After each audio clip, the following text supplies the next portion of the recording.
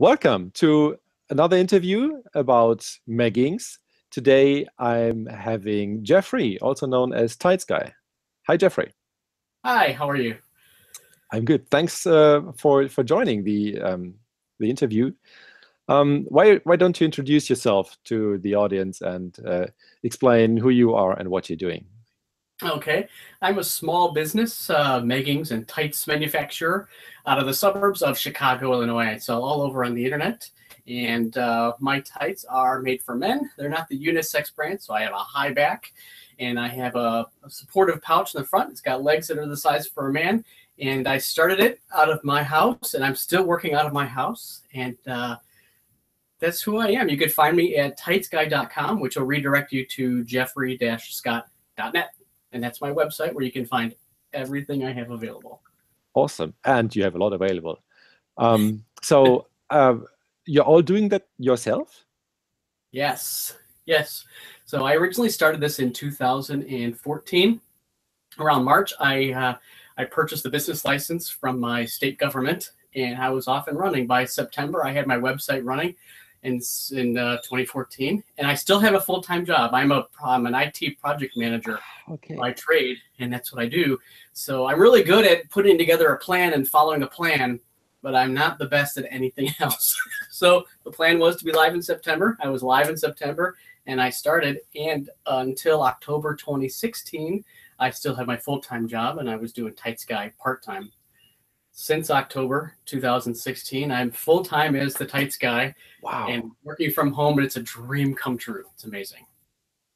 That's awesome. So where did you learn to do that? I mean, the actual manufacturing of the tights.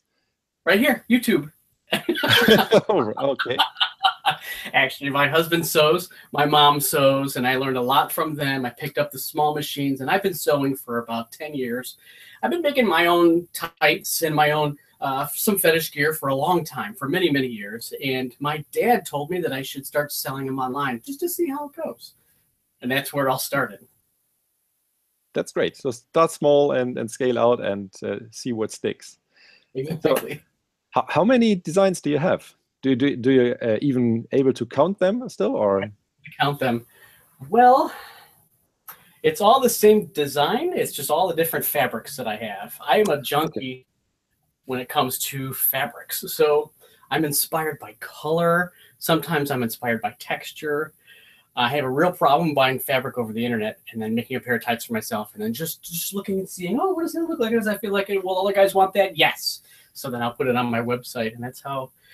I haven't counted. Last time I counted, there was about 190 different colors and textures that I had that were available. And as you can see, I only have between 3 and 5 yards of each one of them in stock at any given time.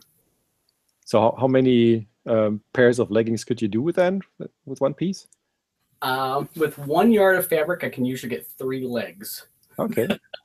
Because there's the seam goes up and down the front and the back, and I don't know if you could see that, but the seam always goes down the front and the back. So 1 leg, 2 legs, and I can usually get 3 legs. So 1.5 pairs of tights per yard of fabric.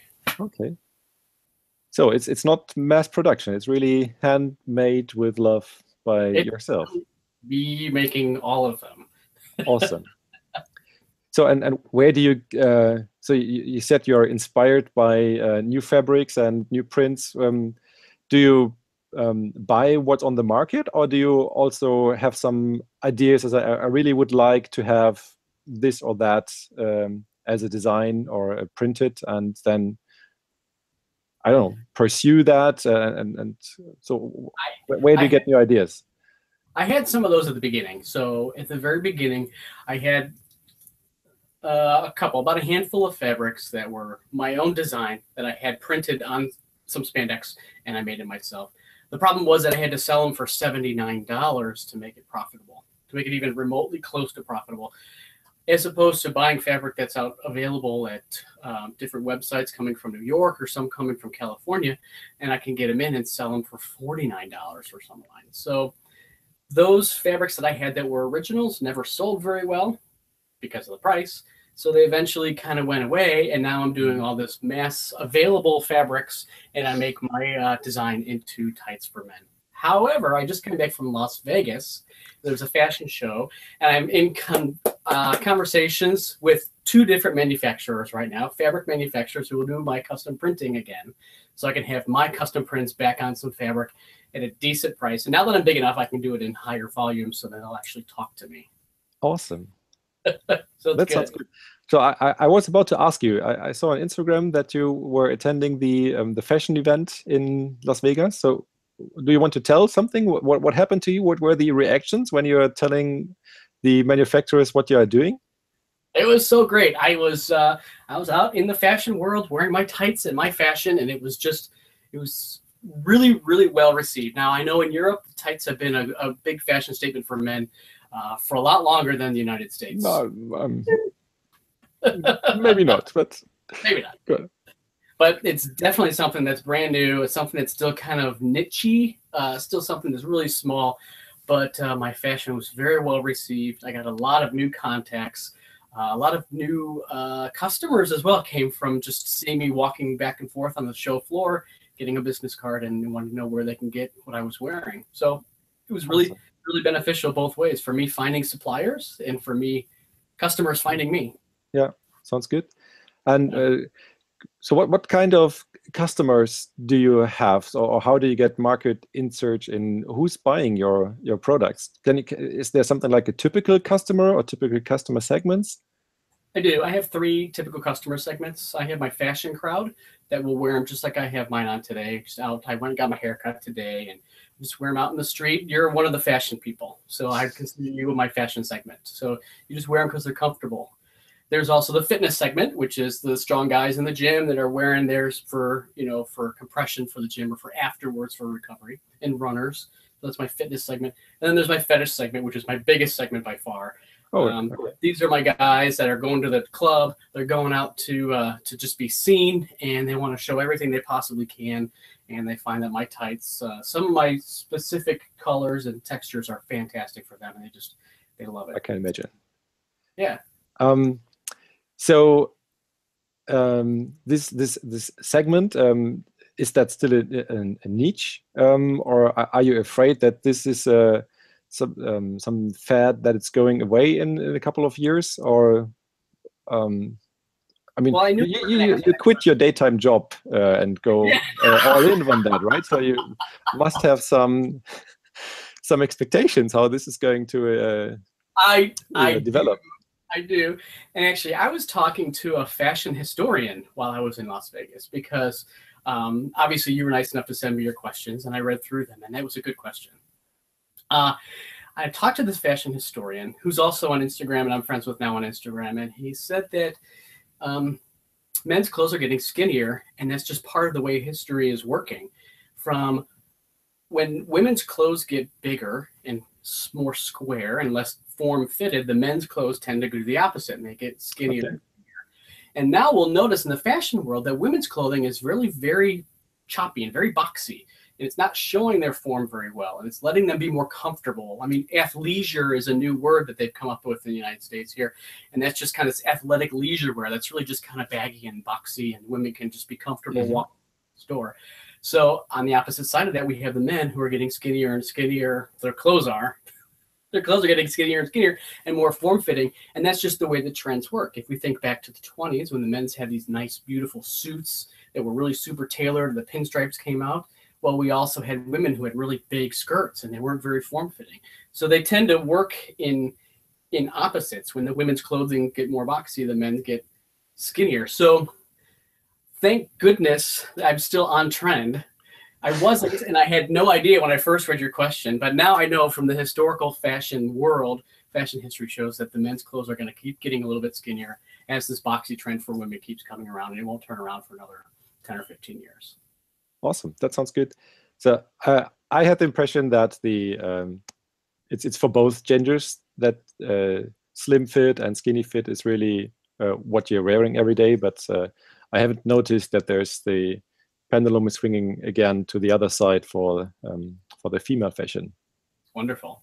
Girls can do much more if they want in general, but guys, we just follow what's going on. We do. So what do you think about the term Meggings? I mean, I mean, what do you call them? I mean, your name is TightsGuy, so do you say it's tights, or do you say it's leggings or meggings, or what do you call them? I know in UK tights means hosiery, and I didn't realize that until after I already had the TightsGuy moniker. So that was the problem, and it's something I kind of deal with.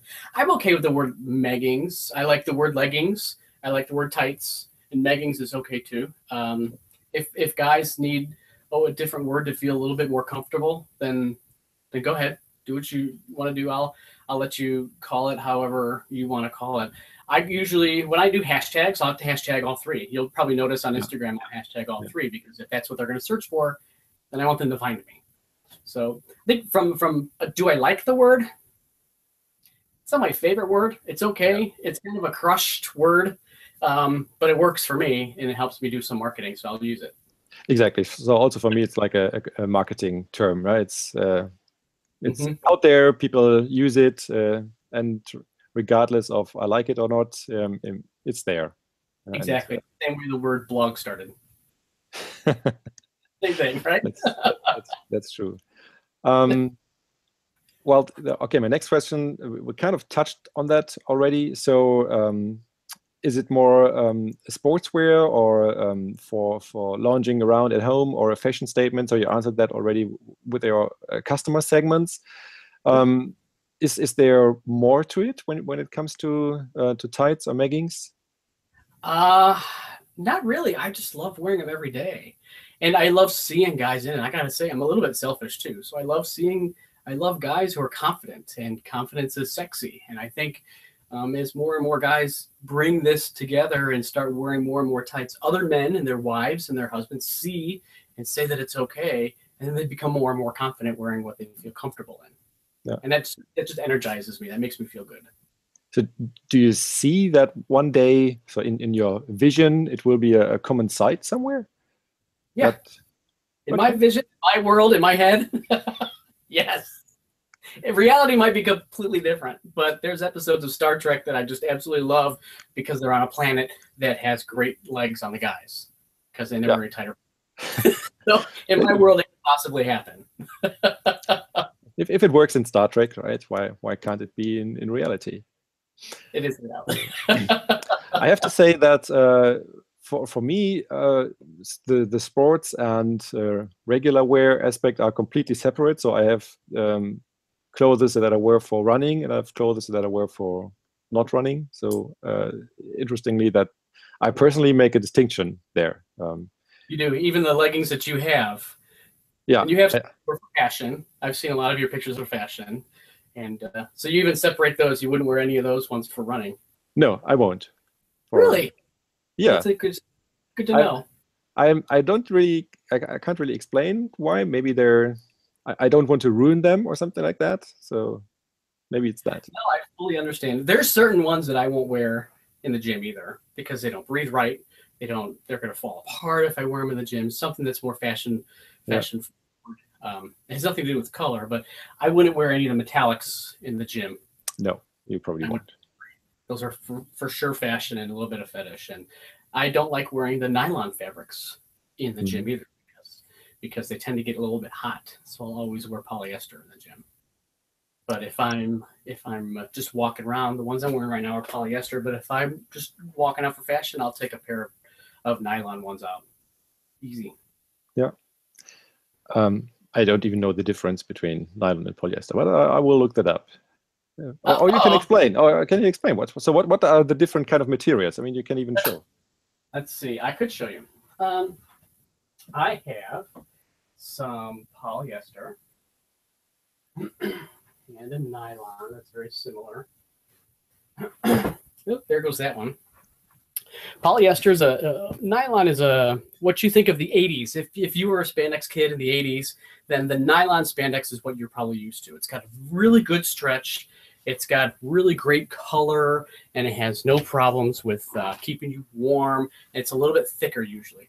The lighter colors sometimes have some problems with being opaque, and they'll be see-through. But if you get something like blue like this, or even darker into blacks and reds, they're going to be fully opaque and not have a problem. If they get wet, they tend to soak up a little bit of moisture.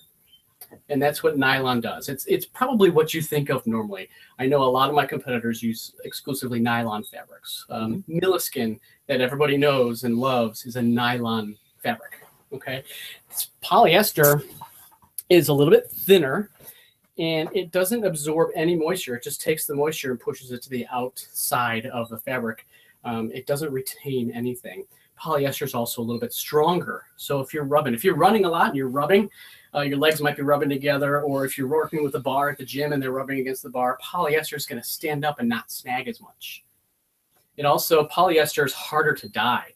So when they dye polyester, they have to heat it to 305 degrees. Well, spandex melts at about 315 degrees. So it's really, really specific temperature you have to dye it at. So it's a little bit more expensive usually, but they're making polyesters that are super stretchy both ways, and they're really starting to come into their own, and they're learning great new ways of printing digital prints on them. You put like French fries or hamburgers on here, and it's really beautiful. So about half of my fabrics are polyester, half of my fabrics are nylon. I have one fabric that's a cotton and one fabric that's bamboo. What, bamboo? Yep, I have a bamboo fabric. It is a beautiful black bamboo, and on the other side it's gray. This gray is the actual bamboo fabric, and this outside black is nylon spandex, and it does a really good job at taking the moisture, keeping it in the fabric and not on your skin. Do you have something like your favorite fabric that you want to show? They're all my babies. I would have expected that you say that. I bet you would have. Right now, no, I love, God, I love a lot of color. I just love this. This is what I call a flower basket. It's a beautiful, beautiful flower print, and I'm just completely in love with this one. And I have been for a couple weeks now, and I can't find anything that's just as amazing as this one. So this is my favorite one so far. That's truly is colorful. That's true. It takes a lot of confidence, and I just love it so much. Sometimes I wake up in the morning and I think, I want to wear orange today. Lots of times I say, are my flower baskets clean today? And then it's not. I got to wash them again. Awesome. So they're lately. So do you plan for new? So when you said you're going to have your own designs printed again, is that something that you already have and you're going to reprint them, or are you working on some genuine new designs? A little bit of both. So I have, this is one of my old ones. I have a couple here, but let's get the lighting right. This one was called Gore. So it's a red, kind of a maroony, liquidy metal thing. I also had it in silver. It was very popular, except that it was very expensive. So I don't make it anymore. This is actually the last leg I have cut out of the fabric, and I kept so I could have it. I have the digital pattern for this. I also had a double hexagon pattern, which was kind of an armor type look to it. So I use that a lot, and that I have in gray, I have it in blue, and I have it in red, and I have it in green. So that one would come in red and gray. I have the other ones in those other colors to start out with. And then what I'm also going to do when I print my own fabric is to get more design. So right now all my fabrics are repeat fabrics, which means the design doesn't match up necessarily on the front seam or on the leg seams. When I get my own printer, I'll be able to do something that has a design that goes all the way around your leg. And it's very consistent across the front, across the back, and through the seams. So that's what I'm really looking forward to. That sounds great. I'm looking forward to that. So is there anything else that you want to tell the audience, or how they can find you? You can find me at TightsGuy.com. You can get me on Instagram. You can get me on my website. You can get me on YouTube, Flickr, Tumblr, and probably other places if you could find me. I do 2 hours a day of social media interaction where I talk to everybody as much as I possibly can. So if I don't get back to you that night, I'm in Central Time. You could send me a message and I'll probably get back to you between 8 and 10 in the morning Central Time. That's GMT -6. And So yeah, say hi. I love saying hi to everybody, and let me know what your feelings are, because I get most of my inspiration from color. A lot of my inspiration comes from customer requests. For example, I'm not a super fan of houndstooth, but this is being released. This got released today because I got so many customer requests for it.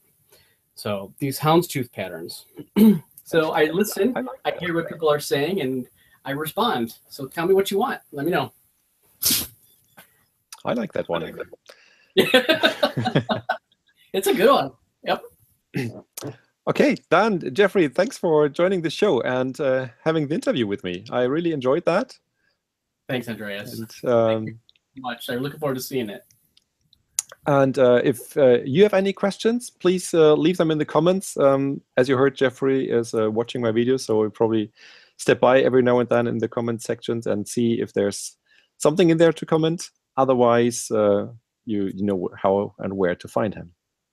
So, yes, you do. Jeffrey, thanks a lot, and good talking to you. Good talking to you too. We'll see you later. See you. That went well.